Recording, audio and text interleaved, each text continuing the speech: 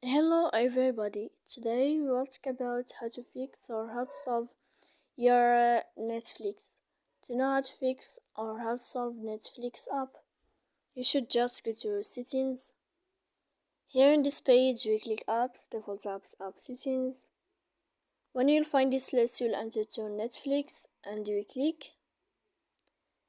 Here in this page of app info you will click on first stop and you click OK. Then you will enter to the window of storage. After that we click clear cache. Don't click clear data because that can cause you errors in your app. And in the end of all these steps then you can turn off your phone. So please don't forget to support us by like and subscribe. See you next time in another video and thank you for your attention.